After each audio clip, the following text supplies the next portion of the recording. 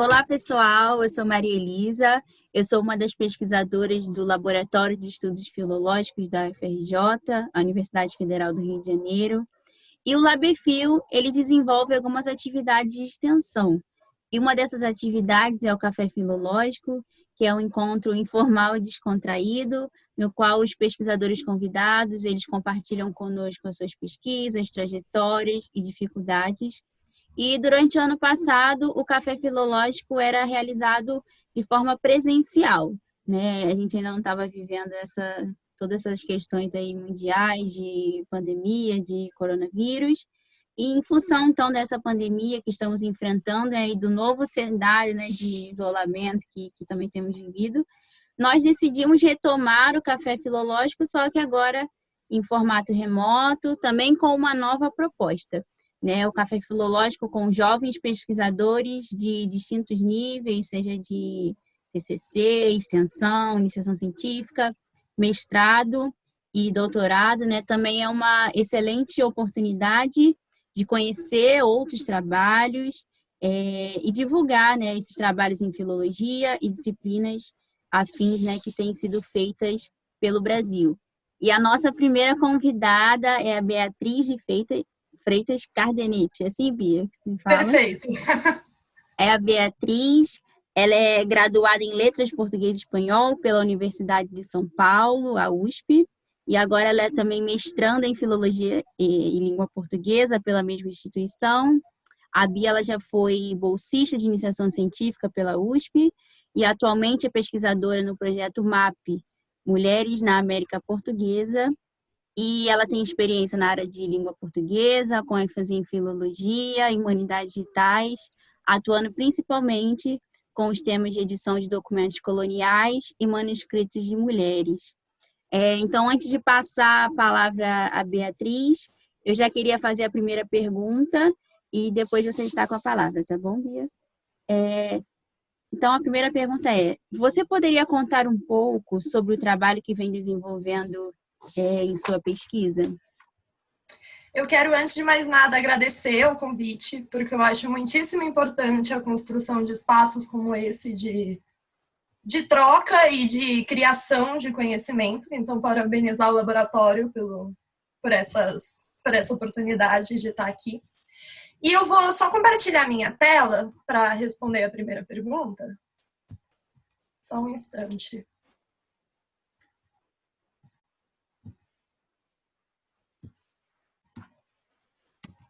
Então, a minha pesquisa, ela faz parte do projeto MAP, Mulheres na América Portuguesa, que a gente trabalha com manuscritos de mulheres ou escritos sobre mulheres ou que falem sobre mulheres, criando um catálogo digital com informações que esses documentos mostram para a gente, assim.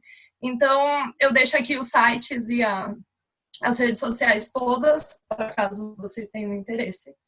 O projeto ele é coordenado pela professora Maria Clara Paixão de Souza e pela professora Vanessa Martins do Monte, que também é minha orientadora do mestrado. Na minha pesquisa, particularmente, eu fiz um recorte tipológico dos documentos. Então, eu estou trabalhando com cartas nesse mesmo recorte sobre mulheres ou de mulheres. Então, eu estou editando 32 cartas, escritas por 17 remetentes diferentes, sendo 15 mulheres, então dei a ênfase para as mulheres mesmo, e 2 homens, e que escreveram para 8 destinatários diferentes, sendo que só uma é uma mulher. E essas cartas têm um recorte de 1737 a 1821, então é mais o finalzinho da América Portuguesa, né, ou do Brasil Colônia, como a gente costuma chamar mais genericamente, assim. Na minha pesquisa, eu meio que estou dividindo em 2 tempos, assim, esse trabalho de pesquisa. No primeiro, a leitura e a transcrição desses documentos, junto com uma edição eletronicamente anotada. Para isso, eu vou usar um programa chamado Edictor, que ele permite que a gente sobreponha algumas camadas de edição, assim. Então, você tem as informações, por exemplo, de uma edição bastante conservadora, mas também tem as informações de uma edição modernizada. Tem vários projetos que já usam essa ferramenta. como o Post-Scriptum, da professora Rita Marquilhas. E é bastante interessante, assim, porque você coloca, por exemplo, para visualizar a versão modernizada da transcrição do documento, e quando você coloca o cursor por cima, aparece como a palavra está no documento original, assim. Então, é uma maneira que eu acho bastante interessante. Além disso, eu vou fazer o estudo filológico desses documentos, principalmente a partir da paleografia, da codicologia e da diplomática, né? E sempre levando em consideração a história das mulheres na América Portuguesa e a função e a difusão social da escrita dessas mulheres. E é isso.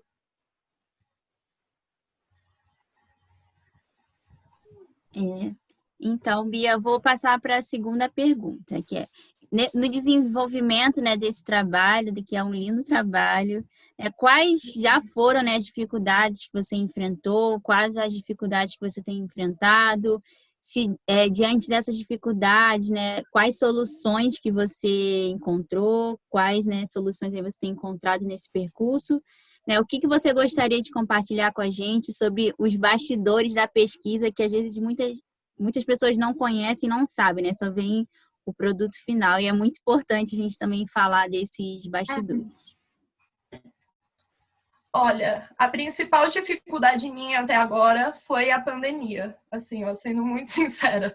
Porque eu comecei com um conjunto de documentos que eu ia pesquisar, mas esse conjunto não estava finalizado. Então, parte da minha pesquisa eu me propunha a ir para os arquivos para finalizar esse corpus de análise, assim. E com a pandemia não deu, né? Então, a solução que eu tive foi pesquisar em arquivos digitais, assim. Então, eu acabei recorrendo à Torre do Tombo e à Biblioteca Nacional Digital, foram minha salvação, assim.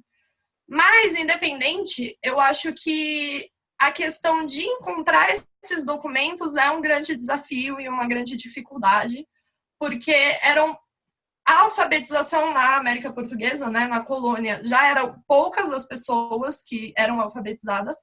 Menor ainda era o número de mulheres que sabiam ler ou escrever. E, além disso, tem a questão de quais documentos foram preservados, eram importantes e dignos de ser preservados, né, considerados dignos, e quais não.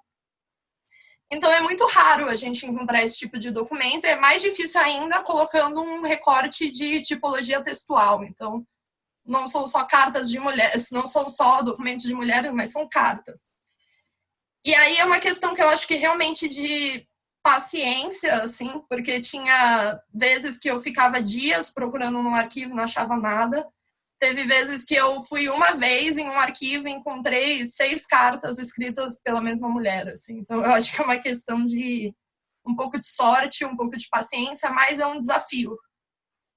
E eu acho que grande da pesquisa.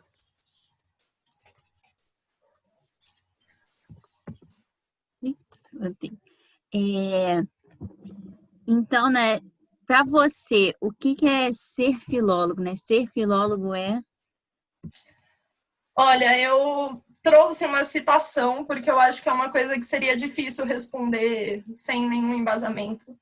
É uma citação da Maria Cecília Jurado de Andrade, que eu gosto muito, que ela fala que o pesquisador criterioso há de entrar no texto e decifrá-lo como se navegasse sem nenhuma cartografia, como se reescrevesse o que já foi escrito, já que vai conhecendo uma história como se fosse pela primeira vez numa reinterpretação do há muito já vivido e interpretado. Eu acho muito bonito, assim, porque agora nas minhas palavras, né, a filologia é muito isso, assim, da gente ouvir as vozes que foram registradas nesses documentos que a gente está estudando e usar todo o embasamento teórico e técnico científico que a gente tem para escutar essas vozes e extrair as informações delas, assim, da forma mais fiel ao documento que você consiga, assim. Acho que é um pouco isso. E a última pergunta na sua opinião, né, como podemos popularizar o conhecimento que estamos construindo na academia e estabelecer um diálogo mais estreito com a sociedade, né? Qual a importância dessa atividade? Olha, eu acho essa pergunta muito difícil, na verdade, eu poderia ficar aqui, eu acho que horas, falando dela e debatendo. Mas, assim, ó, apesar das dificuldades e das limitações, eu diria, que isso causa, eu ainda acho a internet uma boa ferramenta. Eu sei que parte da população brasileira não tem acesso à internet, mas eu acho uma boa ferramenta, como os de redes sociais, essas coisas todas, para levar para fora da academia um pouco isso que a gente produz. A outra coisa, eu acho que é um pouco a gente refletir sobre a nossa própria pesquisa e pensar como ela pode chegar no público lá fora. Então, por exemplo, a minha opção por usar o Edictor e criar uma edição modernizada veio disso, porque eu ficava pensando que, para mim, eu estou trabalhando com documentos de mulheres comuns, então não faria sentido para mim que outras mulheres comuns também não conseguissem ler isso e não tivessem acesso a isso. Então, foi um pouco pensando nisso, assim. E a outra coisa é a gente tentar, eu acho que ir um pouco além dos nossos pares da academia, né? E nisso eu acho bastante interessante movimentos como os que tiveram em ano passado, né, em 2019, em que as pessoas foram para as ruas levando os banners das pesquisas e conversando com a população sobre o que elas fazem, sobre o que é academia e sobre o que é pesquisa. Porque eu acho que realmente só tentando estabelecer essa relação com a população que a gente vai conseguir evitar discursos como que na universidade pública a gente só faz balbúrdia e que humanas não serve para nada e que essas coisas todas que a gente escuta, assim. Eu acho que só realmente com um diálogo. E é isso.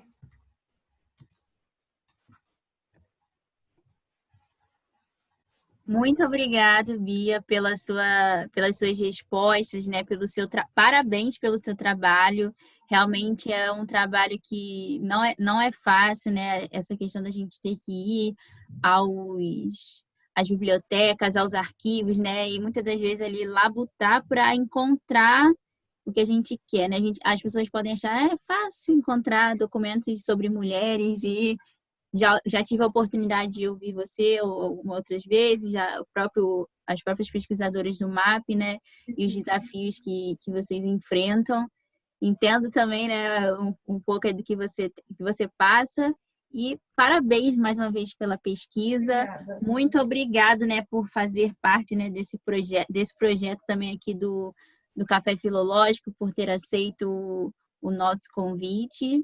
E eu vou deixar mais uma vez a palavra com você para que você faça também uma consideração final, tá bom? Deixar aí suas redes sociais para que a gente também possa te acompanhar por lá. Eu quero agradecer imensamente ao espaço que vocês me deram para estar aqui conversando. Como eu já disse no começo, repito aqui, eu acho muito importante a construção de lugares como esse, assim. O meu e-mail, quem quiser entrar em contato, é beatriz.cardenete@usp.br. Eu também tenho um Instagram em que eu falo sobre pesquisa e sobre isso tudo, que é o @chacompesquisa. Então, quem quiser também, estou por lá conversando. E é isso. Foi ótimo. Muito obrigada. Então é isso, pessoal. Muito obrigada a você também que está assistindo a essa entrevista, ao Café Filológico. Virão outros também por aí, então por isso continue nos acompanhando pelo Facebook, também pelo nosso site e as nossas redes sociais. E é isso. Muito obrigada, Bia. Até uma próxima.